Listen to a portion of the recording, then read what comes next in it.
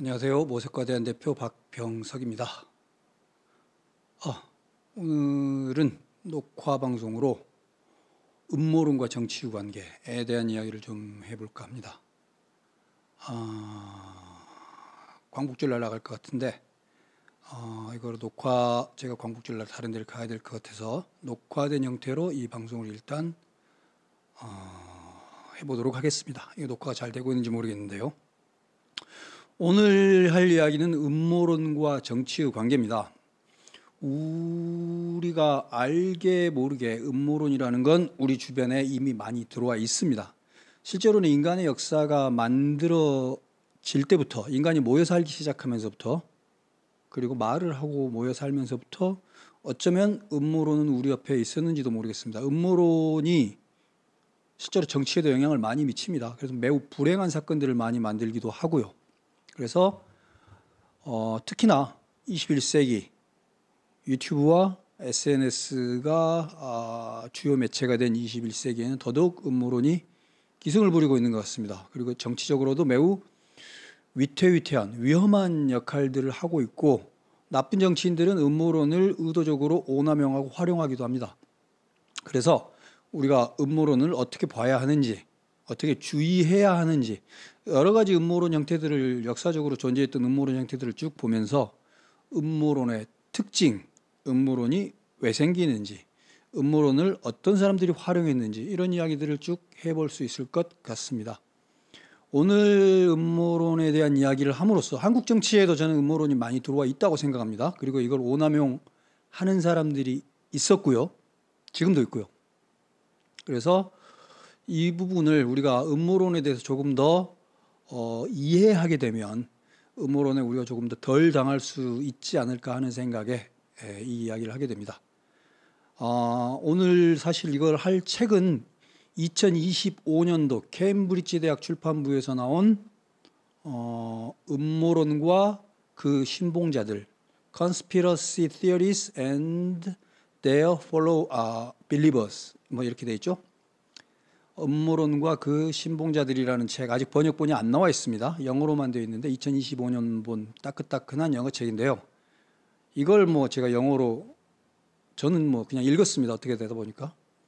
그래서 여러분들 지금 읽을 필요는 없고요. 나중에 번역돼 가지고 나오면 그때 읽으셔도 될 겁니다. 일단 저하고 함께 음모론에 대한 이야기, 그 책에만 국한되지는 않겠습니다. 한국의 음모론도 좀 소개를 하고, 음모론의 특징, 음모론과 정치인, 음모론을 극복하는 법, 이런 것까지 한번 이야기를 쭉 해볼까 합니다. 예, 오늘 할 이야기는 음모론이란 무엇인가? 음모론은 정의, 특징, 유형, 그리고 역사를 바꾼 음모론, 그러니까 역사 속에서의 음모론들을 쭉 한번 살펴볼 겁니다. 그리고 음모론으로부터 스스로 지키는 법, 음모론과 정치의 관계, 이런 것들을 볼 겁니다. 그러니까 오늘은 이러저러한 음모론들을 쭉 음모론을 살펴보는 것 자체가 흥미로운 것이기도 합니다. 근데 여러 가지 음모론들, 역사 속의 음모론들을 보면서 음모론이란 이런 거구나에 대한 이해가 저절로 생기리라고 생각합니다. 먼저 용어부터 정리하겠습니다. 음모론, Conspiracy Theory, 음모론입니다. 이때의 theory는 이론이라는 뜻인데 그럴듯한 이론 형식을 갖추고 있습니다. 즉 사건이 있고 설명이 있습니다. 그리고 그 사건을 벌인 공개되지 않은 행위자도 나오죠. 그렇게 해서 설이 만들어집니다. 그래서 음모와 관계된 설, 이런 것들이 음모론이라고 하고요. 실제 음모, 컨스피러시 같은 경우는 실제로 음모 사건입니다. 예를 들어서 어떤 걸 컨스피러시라고 하죠? 16세기에 영국의 가이 폭스가 실제로 영국 국회의사당, 영국 의사당을 실제로 폭파하려고 했었죠. 물론 사전에 들통나가지고 잡혀가죠. 그런 건 실제로 있었던 그런 거는 음모, 그거 자체는 음모죠. 근데 그런 음모하고 별도로 그럴 것이라더라라고 그냥 설만 도는 거, 현 실제하고는 상관없이, 이런 건 음모론입니다. 그리고 가짜 뉴스는 뉴스의 형태를 빌어서 거짓말을 하는 거죠. 뉴스의 형태를 빌어서 거짓말을 하는 거고, 여기서는 주체, 과정, 결과, 배후 이런 것까지 디테일하게 다 나와 있을 필요는 없습니다. 여러 가지 실제 팩트의 요소들을 그대로 나열을 하고 그중에 한두 개만 바꿔도 가짜뉴스가 될 수 있습니다. 이것도 우리나라에서 많이 활용하는 수법 중에 하나죠. 일단 이런 것들을 좀 구분을 할 필요가 있습니다. 그래서 음모론과 정치 이야기, 역사 속의 음모론을 먼저 한번 살펴보겠습니다. 최초의 음모론. 최초의 음모론이 언제 있었을까요? 물론 네로 황제 이전에, 로마의 네로 황제 이전에도 음모론이 왜 없었겠습니까마는 역사책에 기록되어 있는 역사가들이 기록한 거의 최초의 음모론은 네로 황제의 음모론일 겁니다. AD 64년, 그러니까 서기 64년이죠. 기원 64년 로마 대화제가 있었습니다. 로마 제국의 수도 로마에 큰 불이 났는데요. 저 그림에 보이듯이 네로 황제가 성벽에 올라가지고 불구경을 하면서 기타를 치고 있는 겁니다. 악기를 치고 있는 거죠. 이게 무슨 일이죠? 그 당시에 이런 소문이 돌기 시작합니다. 로마에 큰 불이 났는데 네로 황제가 노예들을 시켜서 일부러 화재를 일으키고 궁전의 무대에 올라가서 트로이의 함락을 노래했다. 즐겼다는 소리입니다. 일부러 불을 낸 거다. 혹은 탑에서 올라서 무대 의상을 입고 예쁜 코스튬을 같이 입고 화재에 휩싸인 로마를 바라봤으며 약탈하기 위해 자네와 시체를 제거하게 했다. 뭐 이런 이야기도 나옵니다. 일부러 불을 냈고 자네와 시체들을 임의로 제거하게 했다. 네로가 의도를 가지고, 혹은 이런 음모도 있습니다. 네로가 로마에 자기 궁전을 새로 지으려고 불을 내버린 거다, 일부러. 뭐 이런 음모론이 돕니다. 그 당시에 네로 황제가 인기가 좋지 않았던 모양입니다. 그래서 네로를 축출하려는 사람들이 이런 소문을 낼 수 있겠죠. 그럼 네로는 여기 어떻게 대응했을까요? 네로 황제는 역음모론을 바로 퍼뜨립니다. 바로 로마 제국 수도인 로마에 불이 난 건 기독교도들이 불을 낸 거다. 기독교도들이 로마 제국을 무너뜨리려고 불을 냈다더라 라고 소문을 냅니다. 실제로 소문만 낼 뿐만 아니라 그래서 기독교도들을 잡아들입니다. 잡아들여가지고 화형, 십자가형 이렇게 잔혹한 형벌들을 내립니다. 이 역사적인 사실입니다. 실제로 형벌을 내렸던 것은. 그 당시에 잡혀갔던 여러분들이 알만한 사람은 베드로가 그 당시 잡혀가가지고 역십자가형, 예수는 이렇게 십자가에 반듯하게 못 박혔는데 거꾸로 못 박힌 거죠. 역십자가형으로 형벌을 받습니다. 바울 같은 경우는 세인트 폴, 바울 같은 경우는 로마 시민이었기 때문에 십자가형을 받지는 않고요. 시민의 지위에 걸맞게 참수형, 그 당시 참수형이 가장 고상한 형벌이었던 모양입니다. 바울은 참수형을 당합니다. 이런 식으로 음모론에 대해서 네로 황제는 역음모론으로 대항을 했습니다. 자, 그러면 실제로 불은 누가 냈느냐? 그건 모릅니다. 불을 누가 냈는지는 모르고요. 그 불이 나고 나서 실제로 네로 황제는 불이 났을 때, 역사적인 진실을 말씀드려 보는 겁니다. 불이 났을 때 네로 황제는 아마 그 당시에 로마가 아니라 한 로마에서 7, 80km 떨어진 곳에서 다른 용무차 가 있었던 것 같습니다. 그러니까 불을 내고 싶어도 낼 수도 없었고, 불 내놓고 성벽에 올라서 악기를 켜고 옷을 입고 있을 수도 없었다고 합니다. 그리고 실제로 불이 심하게 나고 나서 나중에 로마로 돌아와서 네로가 극복에 힘썼다고 하죠. 여러 가지. 그리고 그 고통받는 사람들을 위해서 구호 조치도 했었다고 하고요. 아무튼 네로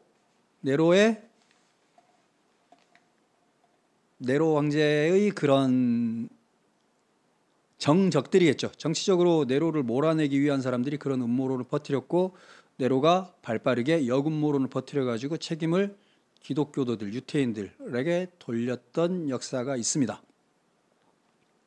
상당히 오래된 이야기죠. 지금부터 2000년 정도 전 이야기니까요. 어떠세요? 그렇게 오랜 세월 전에도 음모론이 있었습니다.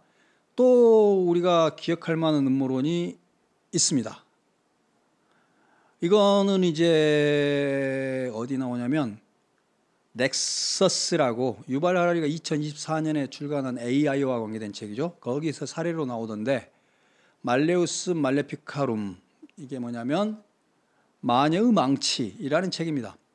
중세에 나온 책인데요. 이 책이 마녀의 망치라는 책인데 이 책이 아마도 천체의 운동, 뭐 예를 들면 코페르니쿠스가 쓴 책보다도 훨씬 많이, 거긴 몇백 권 안 팔렸는데 이 책은 28쇄가 팔립니다. 그리고 엄청난 역사적인 영향을 미칩니다. 이 책이 도대체 무슨 책이었길래? 이 책은 이게 말레우스 말레피카룸이라는 이 책은 라틴어였는데요. 우리말로 번역하자면 마녀의 망치 정도 됩니다. 그리고 이 책을 쓴 사람은 약간의 광신도, 정신적으로 정상은 아니었겠죠. 하인리 크레머라는 사람이고요. 1486년도에 이 책을 냈습니다. 그리고 그로부터 한 110여 년간 28판이 인쇄가 됐었고요. 이 사람의 책 덕분인지는 모르겠습니다만 이 사람의 출판 이후로 유럽 전역에서 마녀사냥 분위기가 고조돼가지고 총 20만에서 50만 정도가 희생이 됐었다고 합니다. 이 책에 나오는 내용들은 뭐냐? 마녀들은 어떻게 사랑을 나누는가? 마녀들은 어떤 혐오스러운 짓을 하는가? 어떻게 모여서 노는가? 인간을 어떻게 꼬시는가? 어떻게 날아다니는가? 어떻게 문란한 행동을 하는가? 그리고 마녀를 잡아내는 방법은 어떻게 잡아내야 된다? 어떻게 이렇게 생긴 사람들은 마녀다. 이런 짓을 하는 건 마녀다. 마녀를 잡기 위해서 고문을 해야 되는데 그때는 이렇게 고문하라. 뭐 이런 것들 되게 흥미유발하는, 진실하고는 아무 상관없는 이런 책이죠. 상상력이죠. 뭐 나쁜 상상력이겠죠. 근데 이게 엄청난 인기를 끌게 되니 그 당시에 교황이 칙서로 이 책을 인정을 해버립니다. 이 책을 지지합니다. 이 책과 하이니 크레머를 지지하고, 그게 끝이 아니고 이 책을 지지했을 뿐만 아니라 보헤미아, 모라비아, 지금의 어딜까요? 체코 지역인가요? 체코슬로바키아 지역인가요? 거기 지역의 마녀 재판관으로 하이니 크레머를 임명을 합니다. 그래서 아마 하이니 크레머는 거기 다니면서 나쁜 짓 많이 했겠죠. 그 모라비아 지역이라는 게 어디냐면 보헤미아 모라비아 지역이 오늘날로 치면 체코라고 그랬잖아요. 뭐 밀란 쿤델라, 괴델, 에드문트 썰, 지그문트 프로이트, 멘델, 슌페터, 듣기만 해도 유명한 인류 문명에 큰 기여를 한 훌륭한 사람들이 바로 그 지역 출신인데, 그 지역에 가가지고 마녀 재판관 하면서 하이니 크레머가 나쁜 짓 많이 했을 것 같습니다. 그 당시 이제 마녀의 망치라는 이 책, 인쇄술이 발달하면서 이 책이 사람들 사이에 엄청나게 유포가 됐고, 그러다 보니까 그 당시 최고의 권위를 가지고 있었던 교황까지도 인정을 하고 이 사람에게 그 지위를 줘버린 겁니다. 마녀 재판관. 그랬고 그 당시에 희생자의 다수가 여성이었다는 연구 결과도 있습니다. 뭐 여러 가지 마녀 사냥과 관계해서는 오늘날 수없이 많은 연구들이 나와 있습니다. 그런 거 뭐 다 나중에 시간 나면 보기로 하고요. 일단은 중요한 부분은 그건 것 같습니다. 이 음모론, 마녀가 세상을 어지럽힌다, 세상을 힘들게 한다. 그 당시에 이제 중세 간빙기라고 그래가지고요, 되게 농사가 안 되고 잠시 추웠던, 소빙기라고 하죠. 소빙기. 추웠던 그 시절입니다. 우리나라도 되게 힘든 시절이 있었는데 그 시절이 경제적으로도 힘들고 맨날 전염병 돌고 그러니까 누군가가 책임을 지도록, 책임을 누군가에게 전가를 해야 되는데 그게 마녀라고 지목된 겁니다. 그 분위기 속에서 저 마녀의 망치라는 책까지 나와버리니까 이제 동네에 돈 많은 과부, 힘없는 여성, 주로 여성들이 마녀로 지목되면요, 마녀 사냥을 하고, 마녀가 최종적으로 재판을 받고 유죄가 돼서 죽으면 그 마녀의 재산은 신고한 사람하고 고문해서 재판한 사람하고 지자체하고 나눠 갔습니다. 편리하죠. 이런 끔찍했던 경우가 있습니다. 이것도 역시 음모론이고요. 여기서 특기사항은 이 음모론이 정말로 들불처럼 유포되었던 이유는 사람들이 없이 살고 힘든 조건이 만들어진 것도 있지만 인쇄술의 발달로 책이라는 매체를 통해서 이렇게 엄청난 영향력을 끼치게 됐다. 그리고 권력자가 음모론에 편승함으로써 더더욱 음모론에 불을 질렀고 사람들의 광기 그리고 은밀한 쾌락, 은밀한 욕구겠죠. 그런 재판을 구경하는 원래 누군가 이런 말도 했죠. 불구경, 물구경, 싸움 구경, 불난리, 물난리, 싸움 구경하는 게 세상에서 제일 재밌다고 누가 말했더라? 이 모 대통령이 그런 말을 옛날에 한 적이 있죠. 참 품이 없는 말이죠. 근데 아무튼 누군가가 악랄하게 고문을 받고 그 고문 속에서 결국은 내가 마녀다 그래 하고 자백을 하고 처절하게 불에 태워져 죽는 모습을 구경한 인간은 그걸 보면서 쾌감을 느끼기도 하는 모양입니다. 아무튼 이런 것까지를 포함을 해서 아주 인간이 얼마나 아둔할 수 있는가 그리고 잔혹할 수 있는가 얼마나 비이성적일 수 있는가를 보여준 사례인 것 같습니다. 음모론에 온 유럽 중세가 놀아났던 거죠. 이 음모론이 15세기, 16세기에 끝나는 게 아닙니다. 그 뒤로 17, 18세기까지 가고요.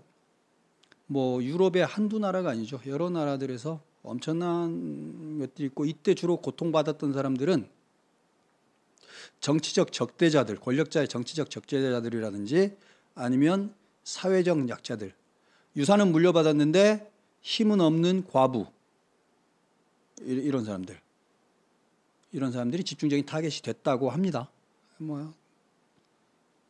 음모론 무섭죠? 또 음모론 하면 우리가 아는 게 유태인입니다. 유태인 음모론입니다. 유태인이 고대, 중세, 근대까지 해가지고 유태인에 대해서 사람들이 신화처럼 가지고 있는 게 있습니다. 유태인은 원래 뭐 이것도 약간의 좀 다 옳은 소리는 아닌데 어떤 사회 체제 안에 포함되기를 거부한 사람들입니다. 자기들끼리의 문화와 종교와 습속을 유지했던 사람들인데 그러다 보니까 유태인은 뭐 군복무도 처음에는 할 수 없었고 물론 나중에는 합니다. 유태인이 할 수 있는 일이라고는 금융업, 대부업이죠. 고리대부업 뭐 이런 거, 신용대부업 이런 걸 했었다고 하는데 그러다 보니까 뭔 일만 생기면 세상에 안 좋은 일만 생기면 다 유태인이 저질렀다로 책임을 전가하기 딱 좋습니다. 지금 저기에서 보여지는 책 3권 있는데요. 하나는 르프티 저널이라고 되어 있는 거 저거 제 오른쪽 뒤에 있는 저 사진은 그림은 저거는 이제 뭘까요? 드레피스 사건, 프랑스 19세기에 있었던 드레피스 사건입니다. 드레피스라는 유태인 출신 프랑스 군인이 독일과 내통했다. 뭐 이런 게 있었죠. 그래가지고 난리가 났었죠. 그다음에 왼쪽 로스차일드 신화인데 이거는 이제 유태인 금융 자본이 사실은 세상의 뒤에 숨어서 세상을 좌지우지하고 있다. 이건 이미 19세기 때부터 그랬다. 실제로 유럽의 여러 나라들의 전쟁이라든지 교류 이런 것들 역사의 배후에는 유태인 출신 자본 로스차일드의 권력이 뒤에서 움직인 거다. 뭐 이런 것들이 음모론이 유포되어 있었습니다. 이게 다가 아닙니다. 그러니까 시온 장로 의정서 제일 앞쪽에 있는 그러니까 유태인의 별이 나와 있죠. 더 프로토콜이라고 되어 있죠. 더 프로토콜스 이게 뭐냐면 시온 장로 의정서 혹은 시온 의정서라고 되어 있는 책인데요. 1903년에 저거 위서입니다. 가짜 책입니다. 1903년에 제정 러시아, 그러니까 러시아 제국, 러시아 혁명 있기 전에 러시아 제국에서 원래는 프랑스 작가가 썼던 어떤 책에 단어 좀 바꾸고 내용 좀 바꿔가지고 만들어낸 책인데 이 책이 유태인이 세계를 정벌하려고 한다, 정복하려고 한다라는 이야기들을 그럴듯하게 꾸며놓은 책입니다. 이 책이 1903년에 무슨 의도로 이게 러시아에서 처음 출판됐는지는 모릅니다만 그게 독일, 그러니까 히틀러하고 유태인을 학대하고, 그러니까 20세기 초반에 독일에서도 저 책이 번역이 되고요, 프랑스에서도 번역이 되고 미국에서도 번역 출판이 됩니다. 미국에서 번역 출판한 사람은 심지어 여러분들 다 아는 사람입니다. 헨리 포드, 포드 자동차의 헨리 포드입니다. 헨리 포드가 저 시온 의정서가 진실인 양 유포합니다. 뭐 이런 거, 유태인이 세계 정복을 하려고 음모를 꾸미고 있다. 이 책이 독일의 SS, 독일의 이제 비밀 경찰이 이 책을, 독일의 나치들이 이 책을, 자기들이 이 책을 없애는 게 아니라 이 책을 사람들에게 필독서로 읽힙니다. 그래가지고 이 책을 읽으면 유태인들이 저런 음모를 가지고 있구나를 알 수 있고, 그래서 유태인들을 때려잡아야겠다라는 명분이 되기도 하고, 동시에 세계 정복을 위한 유태인들이 쓰려고 했던 그 방법은 그대로 우리가 흉내내면 되지 않겠어? 라고 합니다. 실제로 이게 저 책을 히틀러가 읽었다는 사실이 여러 군데, 책 히틀러의 유서에도 나옵니다.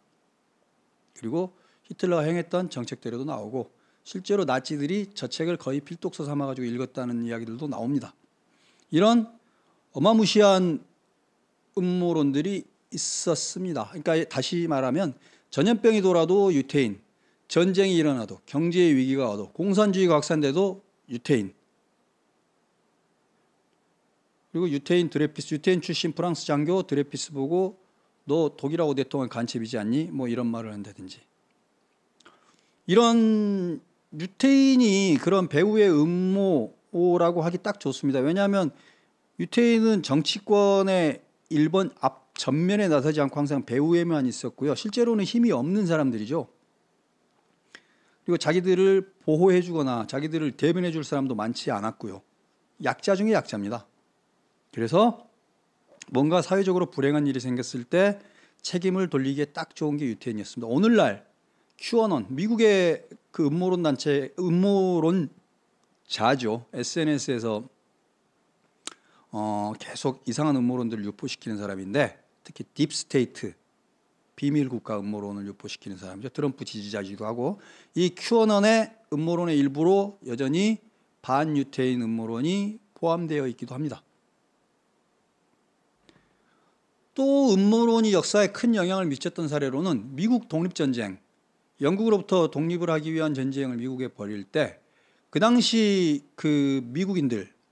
미국인들은 어떤 음모론을 생각하고 있었냐면, 런던에 있는 인간들이, 즉 영국 사람들이 미국에 새로 정착한 정착민들을 노예로 삼으려고 한다.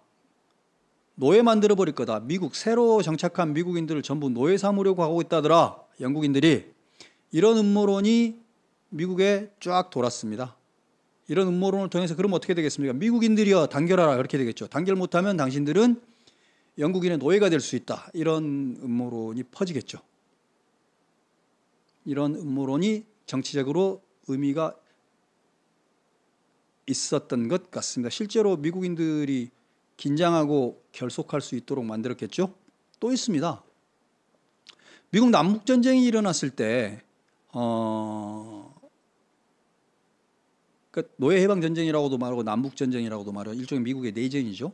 남군 사람들은, 즉 노예를 가지고 있었던 거대한 농장과 대지주들이 있었던 남쪽 사람들, 남군 쪽 사람들이 생각할 때는 북군들, 그러니까 북부 쪽 사람들, 링컨 대통령을 포함한 북부 쪽 사람들이 증오와 욕망에 정말로 악마에 중독돼 버린 것처럼, 악마에 매혹돼 버린 것처럼 완전히 중독이 돼 버려 가지고 미쳐 날뛰고 있는 거다. 권력욕, 정복욕을 주체 못하고, 그래서 결국 미국 공화국을 망가뜨리려고 하고 있다. 그리고 노예제를 그렇게 해서 폐지시키려고 한다. 그러니까 이런 겁니다. 남부 사람들이 볼 때는 북부가 도저히 이해가 안 가는 겁니다. 그래서 사탄 들렸구나.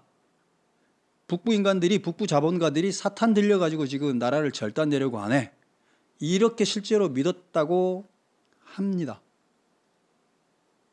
사탄아 물러가라, 뭐 그렇게 하나 보죠. 뭐 어떤 영화에 보면 링컨이 마귀 사냥을 하러 다니는, 사탄 사냥을 하러 다니는 일종의 반흡혈귀, 뱀파이어 뭐 그렇게 나오는 영화도 있던데, 이런 음모론이 과거에 있었던 거하고 결부될 것 같습니다.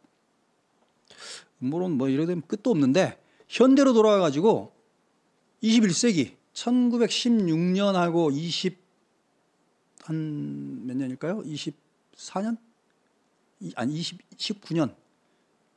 뭐 그때쯤 돌았던 음모론이 뭐냐면 피자 게이트라고 합니다. 여러분들 기억하시는 분도 있을지 모르겠는데, 저 커미트라고 돼 있죠, 아래쪽 그림에. 저 피자집 지하에 해외에서 어린 소녀들을 납치를 해가지고 동부권의 부자들, 동부권의 금융재벌들이나 IT 재벌들이나 썩은 정치인들, 그 사람들이 파티할 때 거기에 납치한 소녀들을 공급한다더라. 저 피자집 지하, 코미트라는 피자집 지하에 지금 가둬놨다더라. 이런 소문이 온라인에서 퍼집니다. 힐러리도 그 주동자 중에 한 명이라는 겁니다. 아니, 힐러리가 그 설을 퍼뜨렸다는 게 아니라 힐러리를 포함한 사람들이 바로 아이들을 해외에서 납치해가지고 성착취를 하려고 한다더라. 그 일당이라더라. 이런 소문이 나는 겁니다. 이게 말도 안 되는 소문이잖아요. 근데 이거를 SNS에 무작위로 퍼져버리니까 이걸 실제로 믿는 사람이 생겼습니다. 그래가지고 어떻게 되냐면 지금 갑니다 하고 총 들고 가가지고 피자집에 총을 갈겨버립니다. 뭐 죽은 사람은 없었지만 실제로 총탄으로 해버린 사람들이 긴급 대피하고 난리가 났었겠죠. 이게 거짓이라는 게 드러났음에도 불구하고, 증명됐음에도 불구하고, 아는데도 불구하고 이 소문이 없어지는 게 아니라 또 쓰고 또 씁니다. 아동 성매매 조직을 힐러리 클린턴이 운영을 했겠습니까? 아무리 설마. 그런데 이런 걸 아이들이, 10대들이 혹은 큐어넌이 틱톡 등을 통해서 널리 유포시킨 겁니다. 트럼프를 지지하는 사람들이 힐러리를 연맥이기 위해서겠죠. 황당하지 않습니까? 정치적인 목적을 가지고 이렇게 유포하는데 그게 실제로 근데 의도가 관철이 되는 거죠. 당선이 돼버리니까. 이 코밋 핑퐁이라는 저 피자집이 실제 사진입니다. 그 피자집.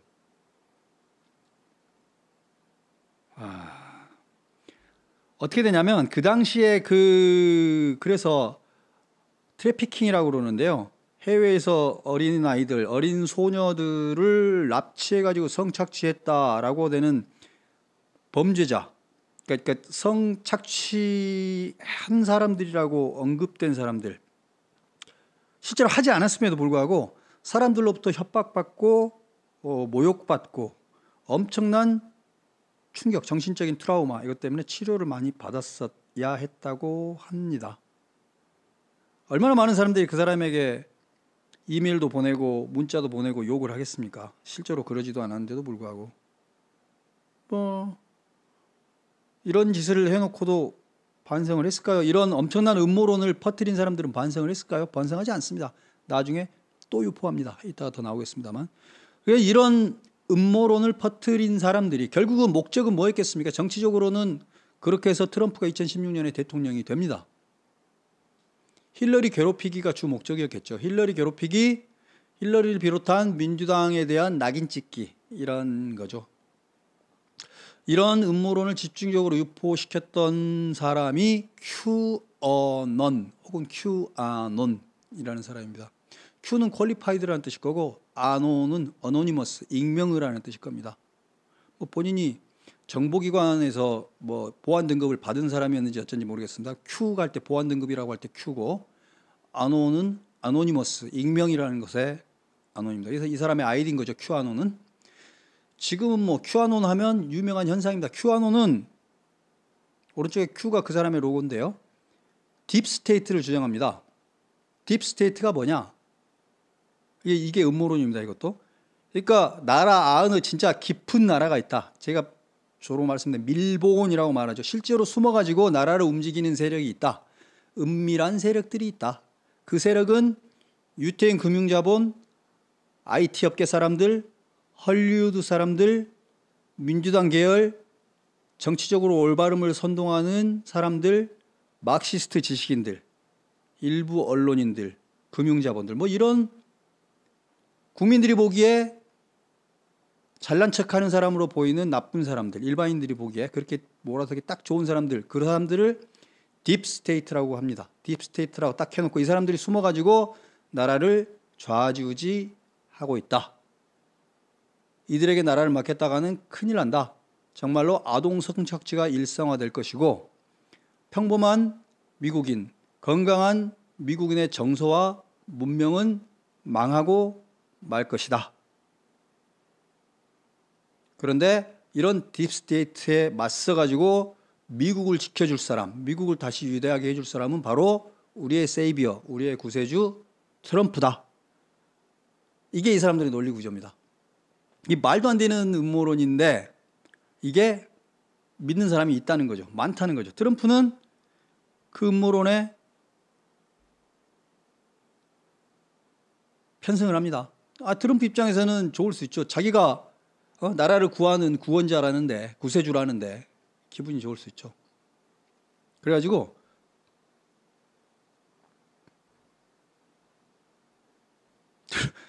사람들이 이제 이게 몇 년입니까? 이게 2020년 트럼프 보고 QAnon 어떻게 생각하세요? QAnon 어떻게 생각하세요? 딥스테이트 음모론을 자꾸 이야기하던데 그랬더니 트럼프가 이렇게 대답합니다. QAnon 애국하는 사람들 아니야? 나 잘은 모르는데 그 사람들이 나를 좋아한다더라.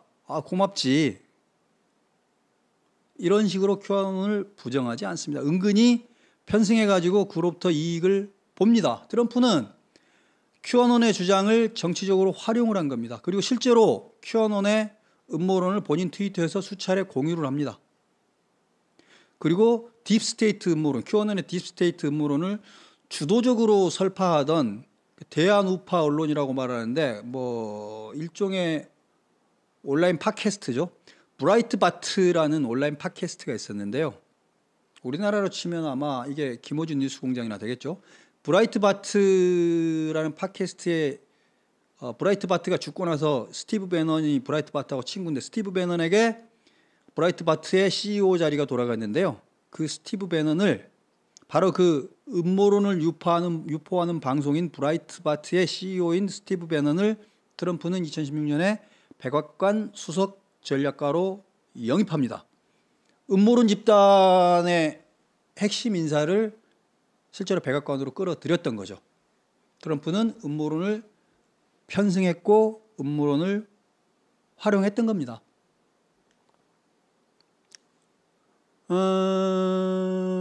트럼프는 여러 가지 음모론들을 계속 은근히 활용을 해왔습니다.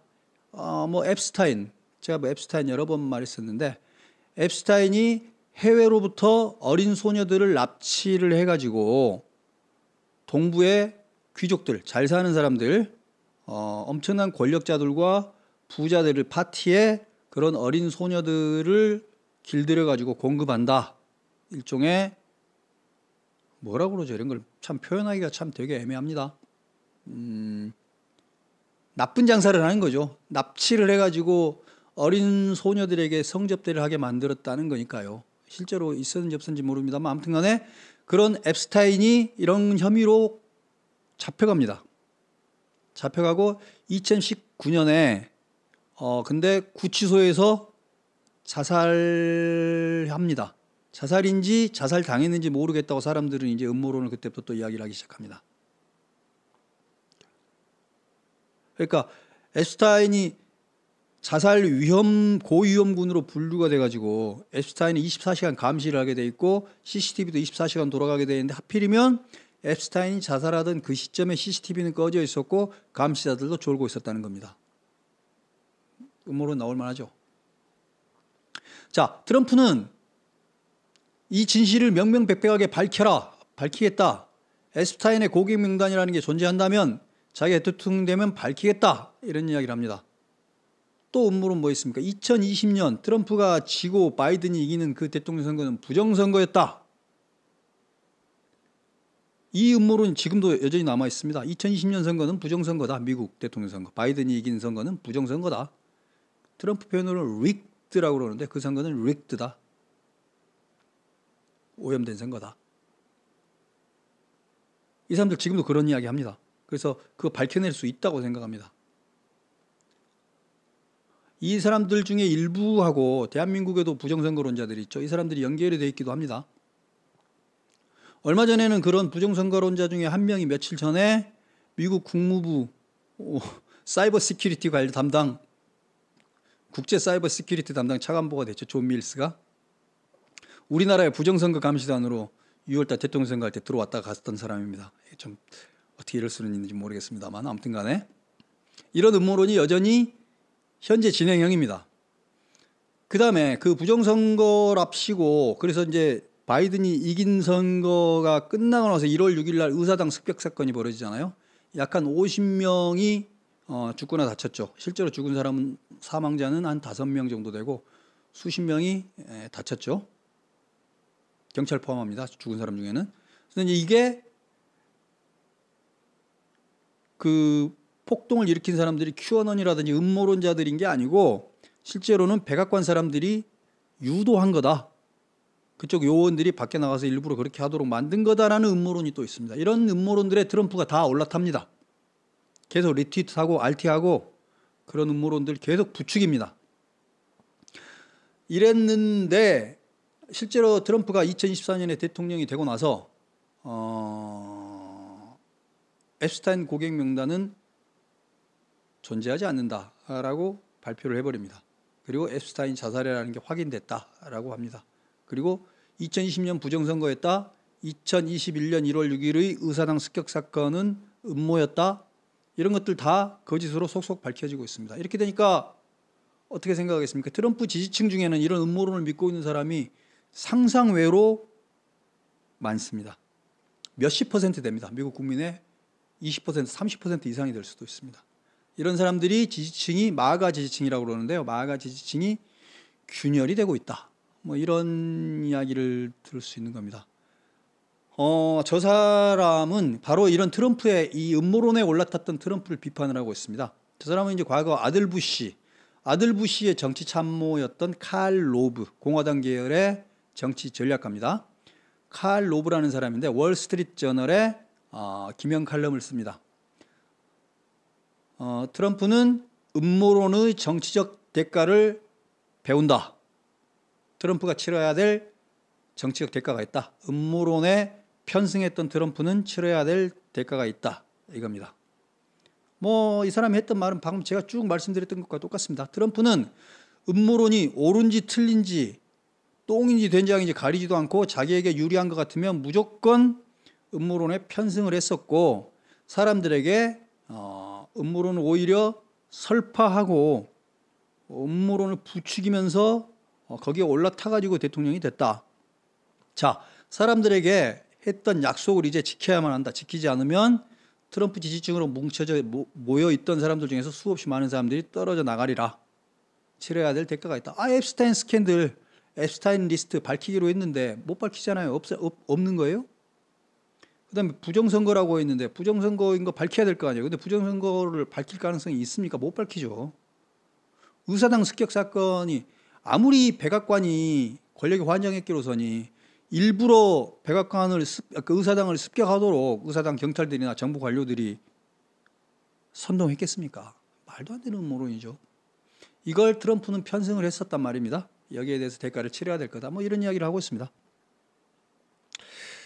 실제로 7월 말에 7월 25일부터 28일까지 이코노미스트하고 유고부가 공동으로 한 여론조사를 보면 트럼프 정부가 앱스타인 수사를 지금 하고 있는데요. 거기에 대해서 신뢰하지 않는다가 61%입니다. 이게 전체 미국 국민들 중에서요.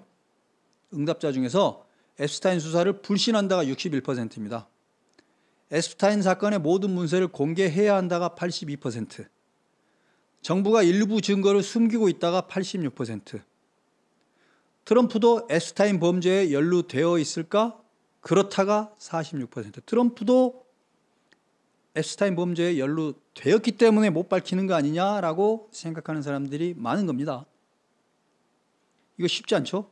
트럼프 지지율이 지금 40% 약간 못 미치는 선일 겁니다. 지금 점차로 올라가지 못하는 건 뭐냐면 원래 핵심적인 트럼프 지지층이었던 마가층, 큐어논 등 음모론자들이 상당수가 지금 실망을 하고 있고 그 사람들이 떨어져 나가면 트럼프 지지율은 지금보다 훨씬 더 흔들릴 수 있습니다. 이런 여론의 역풍을 트럼프는 겪고 있는 겁니다. 우리나라로 와볼까요? 1만 명 학살 계획 있었다라고 했습니까? 여러분 이게 믿어지십니까? 윤석열 대통령의 할아버지가 와도 누가 와도 멀쩡한 대한민국 국민들 중에 뭐 아무리 나쁜 사람이라고 한들 수사도 받지 않고 조사도 받지 않고 재판도 받지 않고 1만 명을 학살하겠다 그러면 그 학살이 가능하겠습니까? 어떤 군인이 그 1만 명 학살 계획대로 따라가겠습니까? 근데 이재명과 민주당은 1만 명 학살 계획이 있었다. 이런 표현을 반복해서 썼죠. 꽃게밥이라는 말도 썼고요. 이거야말로 음모론 아닙니까? 뭔 1만 명 학살 계획이 있으면 증거를 제시해야죠. 겨우 완벽하지도 않고 자기 문서도 아닌 노상훈 수첩 정도 가지고, 노상훈 수첩은 지금 증거로 채택도 못 되죠. 노상훈의 필적이라는 것도 감정이 안 됐잖아요. 이것도 전형적인 음모론입니다. 이 음모론은 의도가 있는 음모론이죠. 실제로 계엄령을 선포했고 계엄령을 전후한 팩트들과 무관하게 1만 명을 학살하려 했다. 저거는 저는 과도한 음모론이라고 생각합니다. 저거 믿을 수 있는 사람 있습니까? 그 다음 김어준. 실제로 김어준은 국회에 가가지고 그 음모론을 걷잡을 수 없도록 유포를 시킵니다. 김어준은 뭐라고 했습니까? 체포되어 이송되는 한동훈을 사살한다. 조국, 양정철, 김어준이 체포되어 호송되는 부대를 습격하여 구출하는 신용을 하다가 도주한다. 특정 장소에 북한 군복을 매립한다. 일정 시점 하에 후에 군복을 발견하고 북한의 소행으로 발표한다. 미군 몇 명을 사살하여 미국으로 하여금 북한 폭격을 하도록 유도한다. 또 뭐 있죠?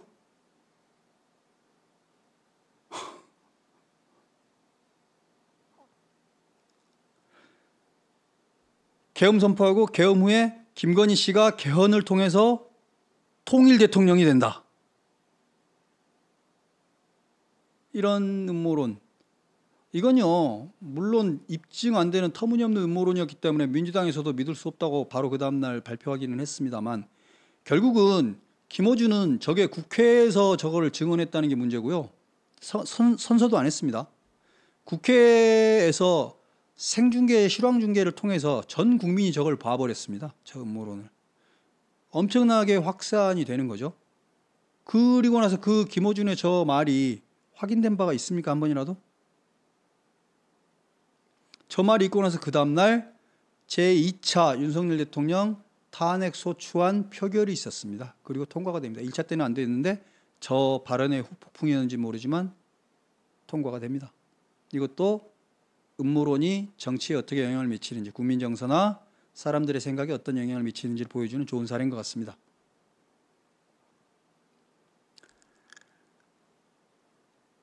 보십시오. 김어준의 음모론이죠. 익명의 출처로 근거 제시 없이 음모론적인 주장을 국회에서 TV 생중계로 온 국민에게 유포합니다. 이건 저는 국회에도 잘못이 크다고 생각합니다.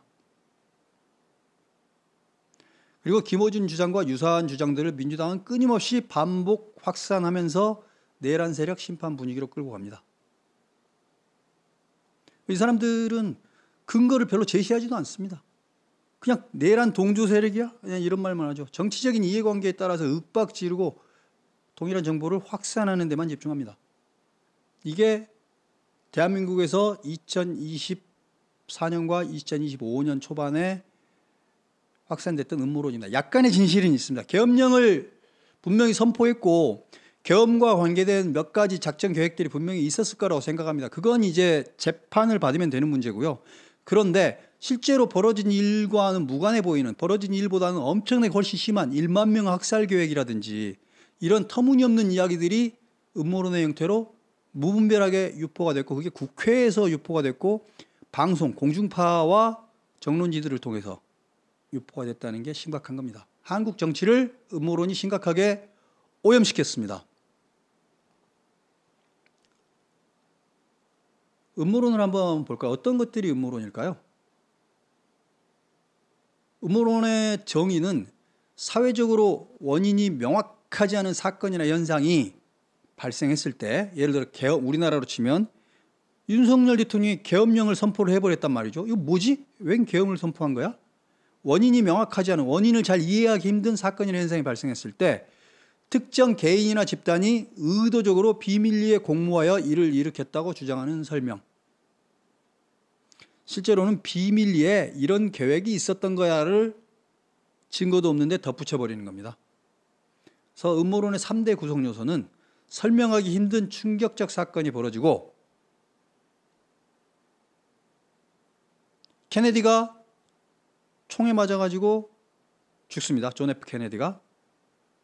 그런데 그건 알고 보면 CIA나 미국의 보수주의자 집단들, 힘 있는 사람들이 젊은 케네디가 미국을 뒤집어 버리는 걸 보기 싫어서 비밀리에 암살한 거다라는 음모론이 퍼졌죠.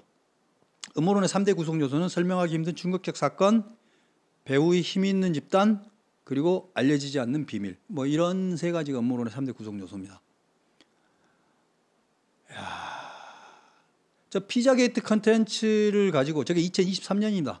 피자게이트가 2016년이니까 그거로부터 벌써 7년이 지난 후에 트럼프 선거가 있기 약 한 1년 전에 일론 머스크가 또 피자게이트와 관계된 내용을 자기 SNS에 유포를 시키는 겁니다. 정말 추악한 사람입니다.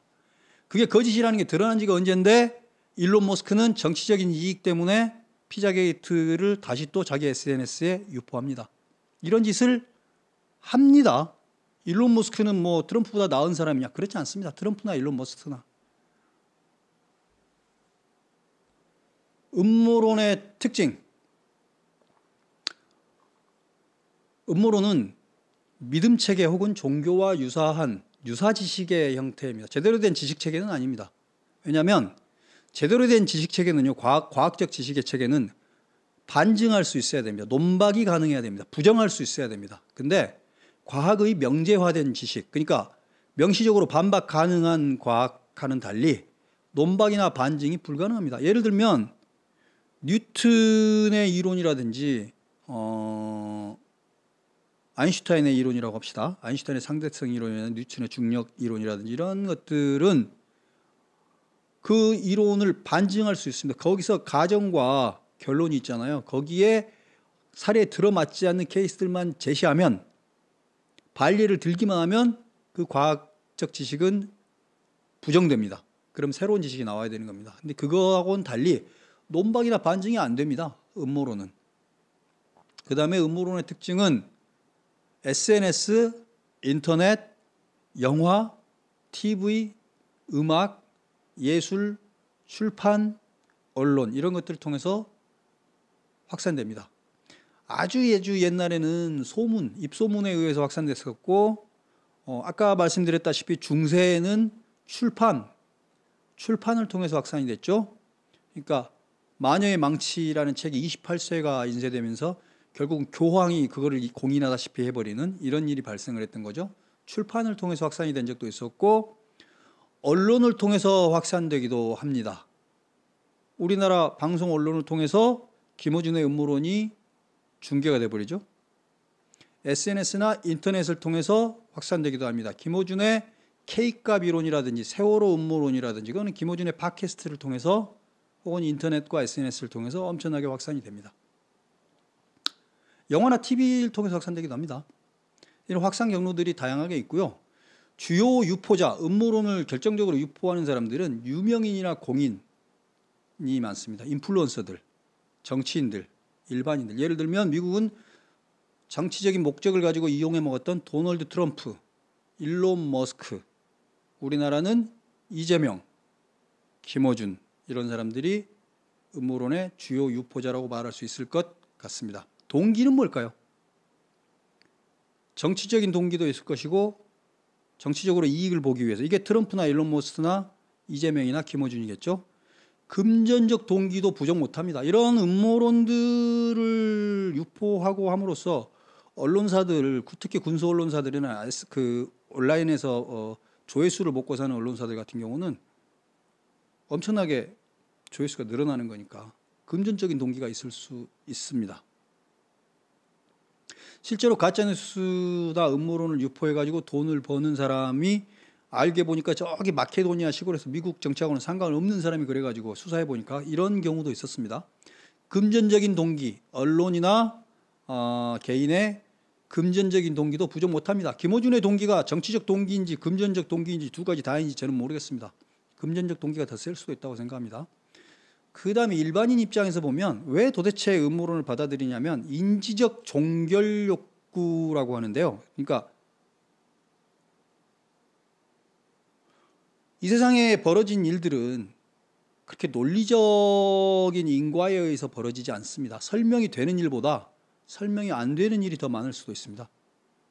그렇기 때문에 설명이 안 되는 것들은 안 되는 대로 일단 받아들이고 시간이 흘러서 나중에 밝혀지기도 하고 밝혀지지 않는 건 또 그대로 또 받아들여야 되는데 대부분의 사람들은 그럴 리가 없잖아. 세상에 벌어진 일은 논리적으로 설명이 돼야지. 그래가지고 뭔가 설명을 요구하고요. 설명이 제대로 안 나오면 만들어냅니다. 너무 복잡하고 어려운 설명은 이해를 못 하잖아요. 그러니까 빠르고 쉬운 설명에 대한 요구를 또 합니다. 그러니까 중세에 왜 전염병이 돌았을까? 왜 그렇게 먹고 살기가 힘든 거야?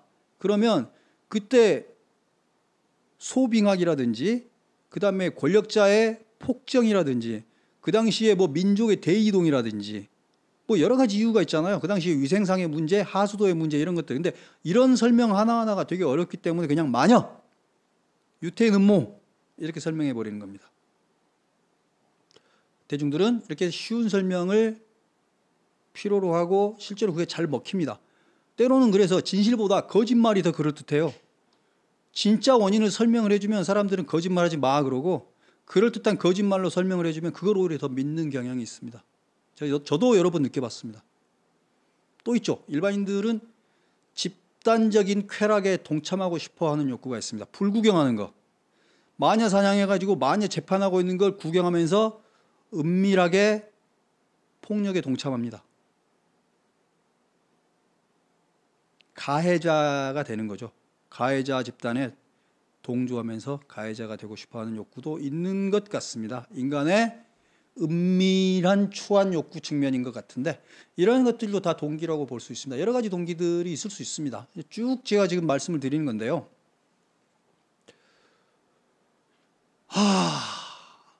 음모론과 정치인이라고 제가 보십시오. 김어준이라는 대한민국 희대의 음모론자입니다. 김어준이 했던 음모론은 김어준이 했던 엉터리가 없는 이야기들 보십시오. 황우성 옹호 논란 있었죠. 세월호 고의 침몰 음모론 있었죠. 부정선거 음모론 있었죠. 민주당 대선 경선에서 신천지가 개입해가지고 이낙연을 지지했었다라는 그것도 음모론입니다. 신천지가 개입했습니까? 이런 수없이 많은 음모론으로 김어준은 도저히 신뢰를 할 수 없는 사람임에도 불구하고 제정신 박힌 정치인이면 김어준 옆에 서 있는 걸 수치스럽게 생각해야 됩니다. 근데 보십시오. 김어준아 대통령 선거 출마하니까 김어준 옆에 서가지고 저렇게 방송을 합니다. 또 어떤 한 분은 형님이라고 불러봐 뭐 이렇게 됩니다. 얼마 전에 벌어졌던 일이죠. 음모론자한테 형님이라고 불러봐 하는 모습을 보면서 저는 절망을 느꼈습니다.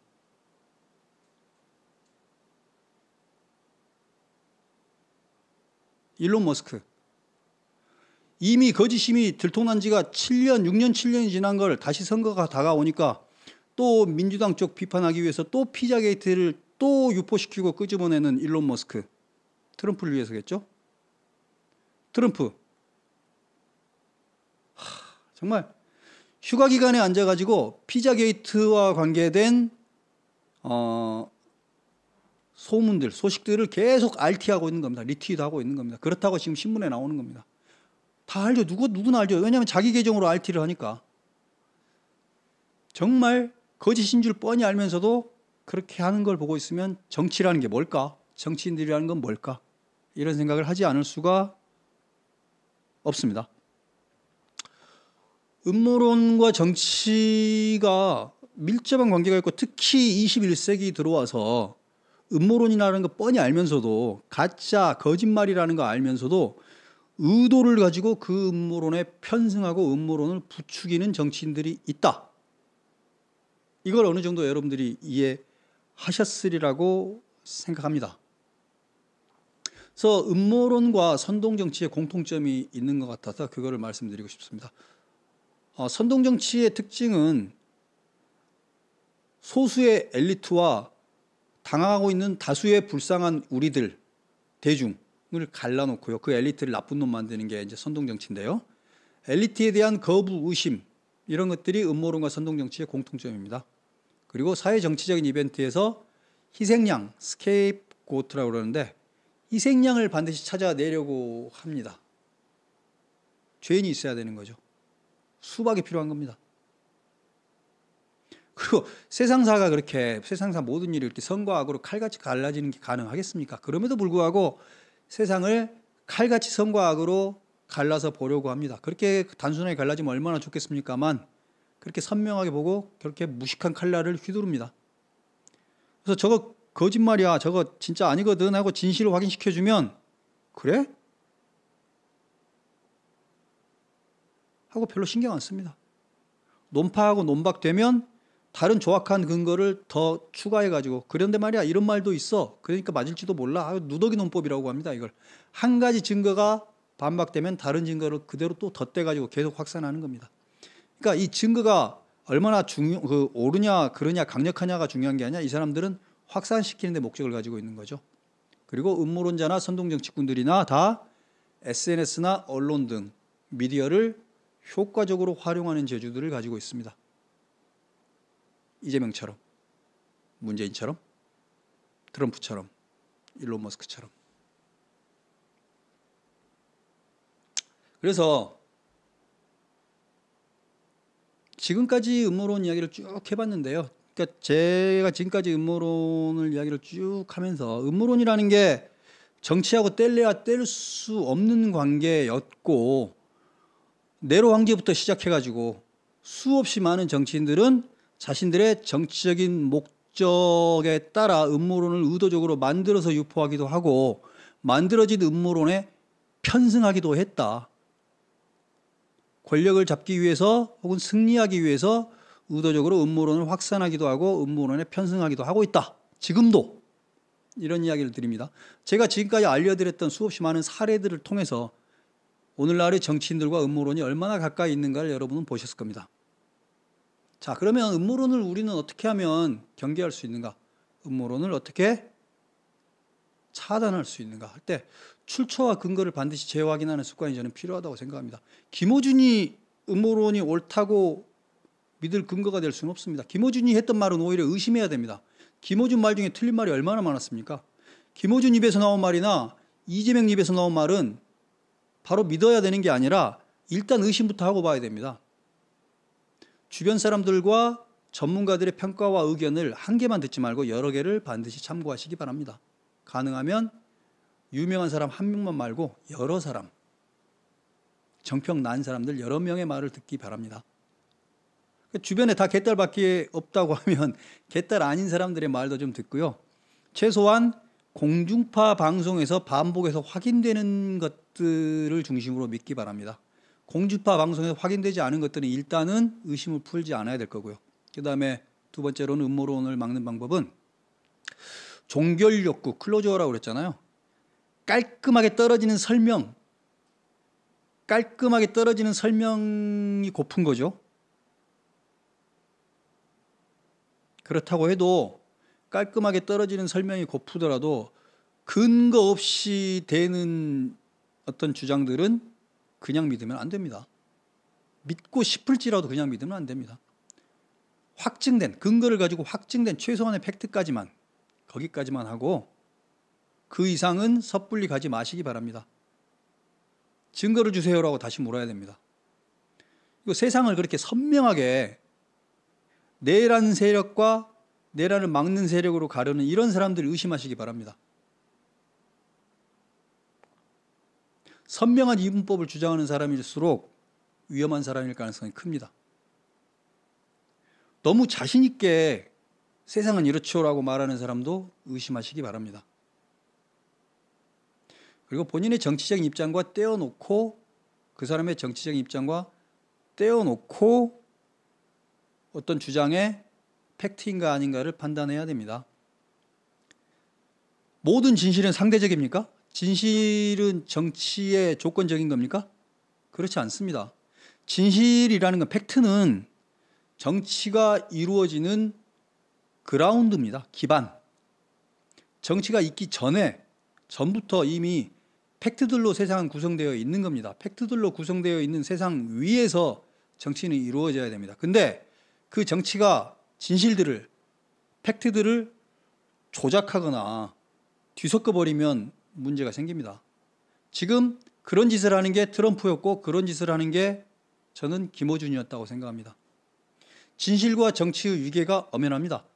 팩트는 정치가 이루어지는 바탕, 마당이고 정치는 그 마당이자 바탕인 팩트를 건드리지 말고 그 팩트 위에서 놀아야 됩니다. 근데 정치가 팩트를 조작하거나 팩트를 만들어내려고 할 때 항상 사단이 벌어집니다. 음모론자들은 팩트를 만들어내려고 하는 사람들입니다. 그 다음에 어떤 음모론 주장을 들으면 누가 이익을 보는 거지? 희생제물은 누구를 삼고 있는 거야? 이걸 한번 생각을 해보시기 바랍니다. 아, 이 음모론대로 하자면 누가 희생자가 되는 거지? 누가 이익을 보지? 이거 따져보시기 바랍니다. 그러면 의도를 읽을 수 있습니다. 그리고 가능하면 음모론 에센스를 좀 멀리 하시라. 그리고 음모론에 편승하는 정치인을 경계하시라. 뭐 이런 말씀 정도까지 드릴 수 있을 것 같습니다. 음모론 이야기를 쭉 해봤는데요. 그 케임브리지 엘리먼트라는 케임브리지 출판사에서 케임브리지 대학 출판부에서 2025년에 나온 Conspiracy Theories and Their Believers, 음모론과 그 신봉자들이라는 책, 아직 우리나라에는 번역되지 않은 책을 제가 조금 읽었었고요. 거기는 8개 나라의 8개, 미국을 포함한 8개 나라의 음모론을 조사하고 비교 연구를 한 겁니다. 여론조사를 했어요. 8개 나라들에. 그래서 그 음모론을 분류하고 했는데 거기서 일부 내용을 가져왔고 나머지 것들은 제가 또 다른 책도 몇 개가 더 있는데 거기서 읽은 내용을 바탕으로 음모론에 대한 제 생각을 정리를 한 겁니다. 지금까지 약 한 1시간 정도 이야기하면서 여러분들하고 제가 최소한 몇 가지는 공유를 했을 것 같아요. 음모론이라는 게 반드시 의도가 있었구나. 특히 정치적인 의도를 가지고 음모론이 만들어지고 확산되고 그렇게 했구나 라는 걸 여러분이 이해하셨을 거라고 봅니다. 그리고 음모론이라는 게 어떻게 유포하는가, 유포하는 매체가 때로는 출판물일 수도 있고 SNS나 온라인 유튜브일 수도 있고 방송 언론일 수도 있고 영화, TV일 수도 있고 뭐 여러 가지 것들을 통해서 음모론은 유포가 된다. 그리고 인플루언서, 유력 정치인들 이런 사람들이 음모론을 확산시키는데 결정적인 역할을 하기도 한다. 의도를 가지고. 또 뭐가 있었죠? 보통 음모론을 사건이 벌어졌고 그 사건에 대한 설명이 잘 되지 않을 때 편리한 설명을 하려고 누군가를 희생시키는 그런 설명을 만들어낸다. 의도를 가지고. 음모론을 만들고 유포하는 사람들의 목적은 뭘까? 금전적인 목적이 있을 수 있고 정치적인 목적이 있을 수도 있겠다. 둘 다 있을 수도 있고요. 저는 김어준은 정치적인 목적과 금전적인 목적 두 개가 다 있다고 생각합니다. 그리고 미국인의 상당수가 여론조사를 해보면요. 저런 음모론에 대해서 실제로 믿고 있는 거예요. 미국인만 그렇겠습니까? 우리나라 국민들도 그렇습니다. 음모론은 예를 들면 이제 광우병 소고기도 그렇습니다만 뭐 광우병은 음모론이라고 말할 수는 없고 뭐 가짜뉴스에 가깝습니다만 세월호 음모론이라든지 뭐 몇 가지 음모론들이 있습니다. 우리나라에도 아마 우리나라에서는 본격적인 연구가 없었기 때문에 모르겠습니다만 역사적으로 연구해 보면 우리나라도 음모론이 많이 있을 겁니다. 네. 이런 음모론은 끊임없이 나오고 명멸을 할 겁니다. 앞으로. 그리고 음모론이 확산되는데 가장 최적의 도구인 유튜브나 SNS가 있기 때문에 앞으로 음모론은 아주 짧은 시간 안에 효과적으로 퍼질 수 있습니다. 그리고 이번 대통령 선거가 보여줬다시피 때로는 가짜뉴스와 음모론이 선거와 정치를 하는 가장 효과적인 매체가 되기도 합니다. 그리고 정치인들은 도덕적이거나 양심적인 사람도 있겠습니다만 그렇지 않은 사람도 있거든요. 승리하는 데만 혈안이 되고 권력 잡는 데만 골몰하는 사람들은 양심과 최소한의 도덕을 내팽개치기도 합니다.